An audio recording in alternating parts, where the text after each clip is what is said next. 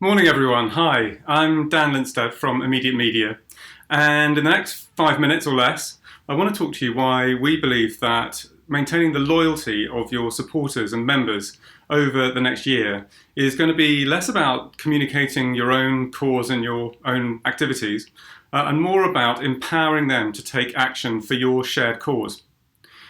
Now, let me start out with a question. 2020 has undoubtedly been a tough year for many people, but if you think back on the more positive side of the year, those moments of inspiring action, what do you think of? Let me refresh your memory very quickly.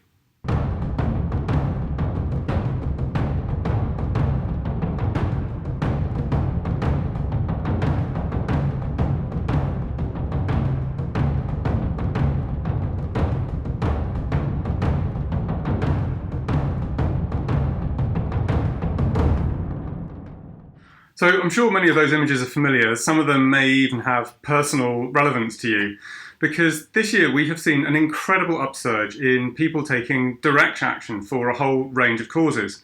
They might have joined a march or a protest, they might have volunteered, or they might have joined one of the many thousands of mutual aid groups which sprung up around the country during lockdown. And all of these things have a couple of things in common. First off, usually some really direct, meaningful action resulted, whether that was more meals for vulnerable people during lockdown, or in the case of my hometown in Bristol, the cancellation of airport expansion. And the second thing that a lot of these actions have in common is that fact that rather than being organised by the charities or the campaigning groups that we might associate with them normally, in the vast majority, they were organised and planned and delivered by people with very little experience or knowledge of campaigning or charity in general, but who suddenly felt empowered to make a positive difference themselves. People like 21-year-old Tarek Morris, who said the very first protest that he ever attended was the one that he organised himself in Manchester for the Black Lives Matter movement. So what does that mean for charities and non-profits, for all you people here today? Well, we believe that this upsurge in activism, this impulse to take things into people's own hands, is both a challenge and an opportunity for the sector. If we look at public perceptions of the sector based on Charity Commission data from this year, we see that on the one hand, public trust in charities is rising a little bit from a rather low base in the last few years. But on the other hand, the reliance on charities, that sense that they are vital to society, that's going down, and it has been going down for nearly a decade. So that sense that charities or specialist organisations might not have all the answers has an effect, as you would imagine, on member loyalty. Our own research at Immediate has found that during lockdown, nearly a third of the population cancelled or reduced the amount they spent on regular charity or membership fees. So right now, the sector is in an interesting place where, on the one hand, engagement with many of the issues that charities care about is incredibly high, but on the other hand, commitment to those individual charities, that's wavering.